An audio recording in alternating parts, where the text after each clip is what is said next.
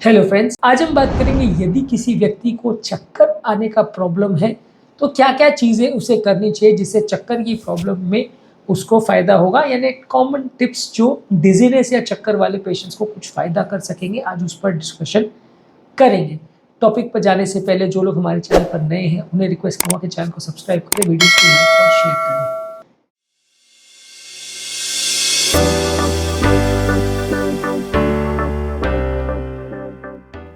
यदि किसी व्यक्ति को चक्कर या बेहोश होने का प्रॉब्लम है, सिनकपी का प्रॉब्लम है, तो ये टिप्स आपको ज़रूर करना चाहिए, इससे आपको डेफ़िनेटली फ़ायदा होगा। सबसे पहला टिप है कि आपको पानी ज़्यादा पीना है। ज़्यादातर चक्कर जो है वो बॉडी के डिहाइड्रेशन होने की वजह से होते हैं। डिहाइड्रेशन की वजह से बॉडी का ब्लड प्रेशर कम हो जाता है, जिसकी वजह से काफ़ी लोग को चक्कर आते हैं। जितना ज़्यादा सीवियर डिहाइड्रेशन हो, उतना ज़्यादा चक्कर आ सकते हैं, उतना आपको बेहोशी का अटैक भी आ सकता है। तो आपको ज़्यादा मात्रा में पानी पीना है। इसके अलावा चक्कर आने का दूसरा इम्पॉर्टेंट कारण होता है शुगर का कम हो जाना। कभी-कभार हम देखते हैं कि अगर पेशेंट रेगुलर नहीं खा रहा है या फास्टिंग पे है, 4-5 दिन से खाना नहीं खाया है, तो वैसे लोगों को भी चक्कर आ जाता है क्योंकि उनकी बॉडी में शुगर लेवल्स कम हो जाते हैं और शुगर लेवल कम होने की वजह से चक्कर आ सकता है। तो अगर आपको चक्कर से बचना है तो आपको रेगुलर खाना खाना है, खाने को मिस नहीं करना है और इस तरह से आपको खाना खाना है कि आपका शुगर लेवल्स डाउन ना हो। नहीं तो कई बार क्या है, आपने एक बार नाश्ता सुबह 8 बजे किया, दूसरा नाश्ता 11 बजे किया, फिर रात का खाना आप रात को 12 बजे कर रहे हैं। तो ये टाइम गैप अगर बहुत ज़्यादा हो जाएगा तो शुगर लेवल्स कम हो जाएंगे, चक्कर खा के आप बेहोश हो सकते हैं। एटलीस्ट चक्कर तो आ ही सकते हैं शुगर कम होने की वजह से। तो शुगर मेंटेन करने के लिए आपको इंटरमिटेंटली खाना खाना ज़रूरी है। इसके अलावा कोई पर्टिकुलर चीज़ से या कोई खाद्य पदार्थ से या कोई पर्टिकुलर मूवमेंट से यदि आपको चक्कर आते हैं, उसके ट्रिगर से खुद को बचाने के लिए आपको एफर्ट करना चाहिए, क्योंकि अगर आप इससे खुद को नहीं बचाते तो आपको बार-बार चक्कर आने का प्रॉब्लम हो सकता है। किसी व्यक्ति को कोई चीज़ देख के, कोई काम करके, कोई मेहनत का काम करके चक्कर आ सकते हैं, तो आपको उससे खुद को बचाना है। इसके अलावा आपको नींद अच्छी रखनी है। कई बार आपकी नींद पूरी नहीं होती है तो ये भी एक चक्कर का इम्पोर्टेंट कारण होता है। प्रॉपर स्लीप नहीं होती है तो बॉडी एक तरह से टायर्ड और एग्जॉस्टेड हो जाती है।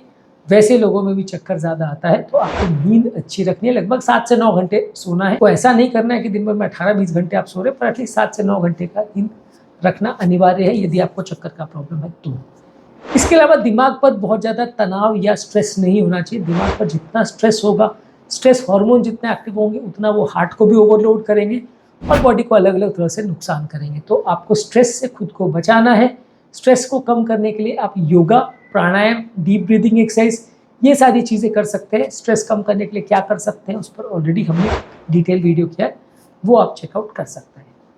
इसके अलावा लोगों को चाय, कॉफ़ी बहुत ज़्यादा नहीं लेना चाहिए, खासकर बहुत ज़्यादा स्ट्रॉन्ग चाय, कॉफ़ी नहीं लेना चाहिए। इसमें कैफ़ीन होता है और बहुत ज़्यादा स्ट्रॉन्ग चाय, कॉफ़ी जो है नुकसानदायक होता है, तो आपको चक्कर का प्रॉब्लम इससे बढ़ सकता है। इसके अलावा अल्कोहल और कैफ़ीन वैसे तो दोनों तरल पदार्थ होते हैं, लेकिन ये बॉडी के अंदर जाके शरीर को डिहाइड्रेट करते हैं, शरीर का यूरिन आउटपुट बढ़ा देते हैं, तो नलियों के अंदर जो ब्लड वॉल्यूम होता है वो कम हो जाता है, जिसकी वजह से चक्कर आने का प्रॉब्लम बढ़ सकता है। तो यदि आपको अपने आप को चक्कर से बचाना है तो स्मोकिंग, ड्रिंकिंग, अल्कोहल और कॉफ़ी, चाय, ये सब भी आपको कम रखना पड़ेगा। इसके अलावा एक्सरसाइजेस रेगुलर बेसिस पे करिए। रेगुलर एक्सरसाइज आप करते हैं तो शरीर का टोन मेंटेन रहता है। इससे शरीर के अलग-अलग मसल्स का टोन मेंटेन होता है, तो बॉडी का बैलेंस और कोऑर्डिनेशन मेंटेन करने में सहायता मिलती है। चक्कर आने का प्रॉब्लम थोड़ा कम हो जाता है। इसके अलावा कोई भी काम करते समय अच्छा पोस्चर मेंटेन करिए। अच्छा पोस्चर मेंटेन करने से काम करते समय बॉडी का circulation, blood circulation proper maintain रहेगा और खराब पोस्चर होने से भी कई बार चक्कर आने का प्रॉब्लम हो सकता है।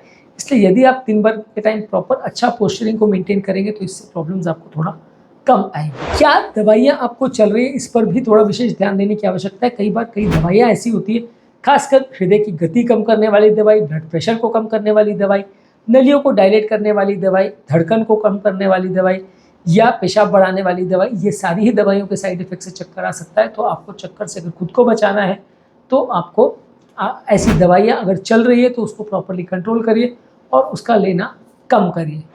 इसके अलावा कुछ वेस्टिबुलर यानी ब्रेन के बैलेंस कंट्रोल सिस्टम को ट्रेन करने के लिए एक्सरसाइजेज होती है, वो आपको फिजियोथेरेपिस्ट और ब्रेन स्पेशलिस्ट डॉक्टर बताते हैं, तो आपको उसको फॉलो करने की आवश्यकता है। इससे आपका ओवरऑल बॉडी का बैलेंस और कोऑर्डिनेशन इंप्रूव होगा। फिजियोथेरेपिस्ट या न्यूरोलॉजिस्ट से सीख कर इनको आपको डेली बेस पर प्रैक्टिस करना है। इससे आपका कई चक्करों की बीमारी, खासकर बेनाइन पोस्टल वर्टाइगो यानी BPPV की जो बीमारी है, उसमें आपको फ़ायदा मिलेगा। उसमें एक एप्लीज मनूवर करके आता है, वो अगर आप फॉलो करोगे तो ब्रेन के अंदर जो सेमी सर्कुलर कैनाल होते हैं जहाँ पे बैलेंस कंट्रोल होता है कान में, वो जो उनके अंदर कचरा भर जाता है, ये एक्सरसाइज करने से वो कचरा एक तरह से बैठ जाता है, निकल जाता है, तो चक्कर का प्रॉब्लम थोड़ा कम हो जाता है। इसके अलावा चक्कर का आने का एक इम्पॉर्टेंट कारण ये होता है कि जब आप ओवर एक्सर्ट करते हैं या बहुत ज़्यादा काम करते हैं, तो ऐसे टाइम पे आपको कोशिश ये करनी कि बहुत ज़्यादा ओवर एक्सर्शन नहीं करें, खुद को बहुत ज़्यादा थकाएं या टायर्ड नहीं करें। धीरे धीरे करके अपनी एक्टिविटीज़ को बढ़ाएं, अपने एक्टिविटी लेवल को धीरे धीरे करके बढ़ाएं। इससे भी आपका थकान कम होगा, ओवरऑल आपका फिटनेस अच्छा रहेगा और आपका ओवरऑल बॉडी का सिस्टम ठीक काम करेगा, चक्कर नहीं आएगा, डिहाइड्रेशन या शुगर लेवल का इतना प्रॉब्लम नहीं आएगा। ताज़ी हवा में टाइम स्पेंड करिए, जितना आप ताज़ी हवा में रहते हैं तो इससे आपका चक्कर आने का प्रॉब्लम कम हो जाता है। सुबह सुबह अगर आप ताज़ी हवा में एक्सरसाइज करने को जाते हैं, घूमने फिरने के लिए जाते हैं, तो इससे भी आपको फ़ायदा मिलता है। सुबह सुबह जब आप जाते हैं तो जानबूझ के गहरी गहरी सांसें लीजिए, तो इससे भी आपका स्ट्रेस हार्मोन्स भी कम होगा, दिमाग को भी ताजगी मिलेगी और आपका डिजीनेस या चक्कर का प्रॉब्लम इससे कुछ हद तक कम होगा। इसके अलावा अदरक रेगुलर बेसिस पे लेने से इससे भी चक्कर का प्रॉब्लम कम होता है, उल्टी आने का प्रॉब्लम भी कम होता है। अदरक बॉडी में इन्फ्लेमेशन को कम करने का काम करता है। तो अगर आपको चक्कर का प्रॉब्लम है तो खाने पीने में, अचार में या सब्जियों वगैरह में आप अदरक को अगर डालते हैं तो इससे फ़ायदा मिलेगा। बॉडी को ओवर हीट होने मत दीजिए, थोड़ा सा कूल एनवायरनमेंट में काम करिए, चाहे ऑफिस में, चाहे जिम में या कहीं पर भी आप अगर काम कर रहे हैं। अगर वहाँ पे बहुत ज़्यादा गर्मी है तो चक्कर आ सकते हैं, तो आप कोशिश करिए कि जहाँ पे भी आप वर्क कर रहे हैं, काम कर रहे हैं, वहाँ पे बहुत ज़्यादा गर्मी नहीं हो। इससे चक्कर आने का प्रॉब्लम में आपको सिग्निफिकेंट फ़र्क दिखेगा। आप बहुत ज़्यादा ओवर हीट खुद की बॉडी को होने मत दीजिए, क्योंकि पसीना ज़्यादा आता है, बॉडी डिहाइड्रेट होती है, उसमें कई बार आपको सनस्ट्रोक आना, चक्कर आना, बेहोशी होना बढ़ जाता है। बहुत ज़्यादा चक्कर आने का प्रॉब्लम अगर है तो डॉक्टर को कंसल्ट करना आवश्यक है, क्योंकि कई बार चक्करों का प्रॉब्लम बहुत अलग अलग बीमारियों से रिलेटेड होता है। अलग अलग तरह की बीमारियों का ट्रीटमेंट पैटर्न बिल्कुल अलग होता है। तो आपके केस में क्यों चक्कर आ रहा है ये जानने के लिए आपको डॉक्टर से मिलना आवश्यक है। अगर डॉक्टर आपको बोलते हैं कि यहाँ कोई सिग्निफिकेंट प्रॉब्लम नहीं है तो बाकी सब चीज़ चलता है। यदि बोलते हैं कि नहीं, ये पर्टिकुलर बीमारी है जिसका अलग से ट्रीटमेंट लेना ज़रूरी है, तो फिर आपको स्पेशली उसके लिए अलग से ट्रीटमेंट देना पड़ेगा। बॉडी को प्रॉपर हाइड्रेट तो आप रखते हैं, लेकिन कई बार बॉडी में कुछ स्पेसिफिक इलेक्ट्रोलाइट्स की कमी हो जाती है। खासकर जब आप बहुत ज़्यादा भागने दौड़ने का या जिम का ऐसा काम करते हैं तो स्पेसिफिक इलेक्ट्रोलाइट की कमी बॉडी में होने की वजह से भी कई बार चक्कर आते हैं। तो ये इलेक्ट्रोलाइट्स को आपको अलग से रिप्लेनिश करना है। इलेक्ट्रोलाइट सॉल्यूशंस या इसका पानी अलग से आता है, उसको आप यूज़ कर सकते हैं। एक्यूप्रेशर करने से भी फ़ायदा होता है। एक्यूप्रेशर में कुछ स्पेसिफिक पॉइंट्स को कंप्रेस करने से ज़्यादा फायदा मिलता है, चक्कर की प्रॉब्लम में आपको फायदा मिलता है। इसके अलावा फोरआर्म के अंदर वाले एरिया में पेरिकार्डियम 6 या नी गुआन पॉइंट होता है। ये फोरआर्म के यानी हाथ के अंदर वाले सतह पर होता है। इसको अगर आप कंप्रेस करते हैं, इसको दबाते हैं, जेंटल प्रेशर लगाते हैं, तो चक्कर का प्रॉब्लम इससे कम हो सकता है। इसको पेरिकार्डियम 6 या नी गुआन पॉइंट बोलते हैं। इसके अलावा बायो फीडबैक और रिलैक्सेशन टेक्निक कर सकते हैं। बायो फीडबैक टेक्निक में आप अपने फिजियोलॉजिकल फंक्शंस को, अपनी हार्ट रेट को, ब्लड प्रेशर को कंट्रोल करने का प्रयास करते हैं और इसको प्रॉपर मैनेज करते हैं साइकोलॉजिकल लेवल पे, और धीरे धीरे करके मसल्स को रिलैक्स करने की टेक्निक आप सीखते हैं। गाइडेड इमेजरी टेक्निक आप कर सकते हैं। तो ये सारे साइकोलॉजिकल टेक्निक्स पर ऑलरेडी हमने स्ट्रेस रिलीविंग टेक्निक से या उस पर जो वीडियो किया है उस पर हमने बात की है। तो ये सारी चीज़ें आपके दिमाग के तनाव और स्ट्रेस को कम करती है।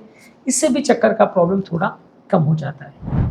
इसके अलावा जिस भी वातावरण में आप रह रहे हैं वहाँ पे एयर सर्कुलेशन अच्छा रहना चाहिए, वहाँ पे हवा का फ्लो अच्छा रहना चाहिए। अगर आप किसी बहुत कंजेस्टेड वातावरण में रह रहे हैं तो वैसे में भी आपको चक्कर ज़्यादा आ सकते हैं। अच्छे वेंटिलेटेड वातावरण में, घर में खिड़कियाँ अगर खुली हो, वैसे वातावरण में आप रहते हैं तो इसका प्रॉब्लम थोड़ा कम हो जाएगा। लास्ट इंपॉर्टेंट टिप ये है कि बहुत ज़्यादा हेवी खाना एक बार में मत खाइए। यदि आप बहुत ज़्यादा हेवी खाना खाते हैं तो बहुत सारा शरीर का ब्लड जो है वो पेट की तरफ डाइवर्ट हो जाता है, क्योंकि एक्स्ट्रा खाने को पचाने के लिए बहुत ज़्यादा ब्लड लगता है।